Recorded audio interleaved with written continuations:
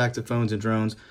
As you've seen in some of our other videos, if you follow the channel, we have been talking about this Apple Watch Series 4 and comparing it to some other models quite a bit recently. And I wanted to touch on a few things and give you guys my final verdict in regards to this device. Long story short, I'm not going to keep you waiting to the end of the video. This is definitely a must for an iPhone user. If you have an older version of the Apple Watch, this is the one you need to get. They have finally nailed it. I can't preach this enough. I am not an Apple fanboy. Check out the channel. I have so many other videos in regards to the new Android devices that you can see I do not at all stick to just one operating system or one manufacturer. But this watch blows away my TAG Heuer connected modular 45, that's running Android Wear or Wear OS, whatever you want to call it nowadays. I compared this to my my new Samsung Galaxy Watch, the newest one that came out, the 46mm one, with obviously running Samsung's own operating system, the Tizen software. I have just the utmost respect for what Apple did here, and it is definitely a must purchase for anybody that wants to stick to Apple's ecosystem, that does use an iPhone regularly.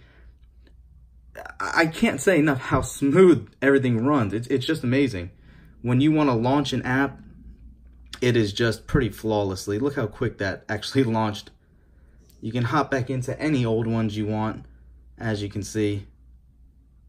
It's just ready to go. No other operating system on a smartwatch works that flawlessly, I just have to admit.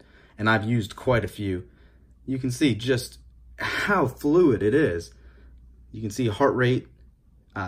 This does continuously measure your heart rate, as opposed to some of the other Android Wear watches and Tizen ones that only will basically show you your heart rate when you want to, activate the heart rate sensor. It's not always reading your heart rate, unfortunately. The connectivity just to pair this to an iPhone obviously works great. I've had no issues at all as far as lagginess at all. I have had one weird occurrence where I was in a message and I was trying to scroll through to another text and it just froze on me. I had to restart the watch. That was once in the week or so I've had this device. No other problems in regards to that. The face on this watch is just gorgeous. I know this camera is not going to be able to do it justice, but you can just see how much more massive this display is with that new edge-to-edge display, as they want to claim it to be.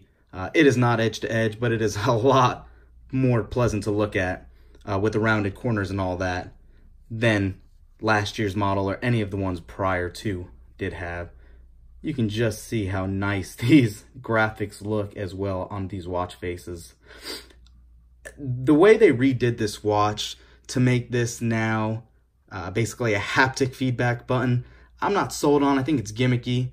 The way they flushed out the home button over here, again, I'm not a big fan. Take it or leave it. However, it's there. It works as it's supposed to. The ECG sensor that's built into, obviously, the crown of the watch will be activated at a later date. We were not able to try it yet because, like we said, it is just not yet available. You're not going to be staring at the back of this watch too much, but you can see just how much nicer it looks with all ceramic on the back and the much cleaner heart rate sensor instead of all the other little dots on the other one. Speaker sounds amazing, so much louder, as I said, since they moved it to the other side of the watch and the mic on the right side now. Guys, I can go on and on about preaching about this watch. However, if you have not had a chance to check it out, I recommend you just go look at it. Try it for yourself. This is obviously the gold stainless steel model with LTE. This is expensive, I'm not going to lie. You can get them a lot cheaper if you don't need the connectivity with cellular. Don't worry about it. Save the money on that. Save the money on the stainless if you don't want that as well. I personally prefer the shininess of the watch over the aluminum body on the standard edition. Let me know what you guys think down below. Are you going to be rocking your old Apple Watch? Or are you going to upgrade or finally purchase one of these Series 4 watches? That's all for now, guys. Thanks for watching. Stay tuned. We'll see you in the next one.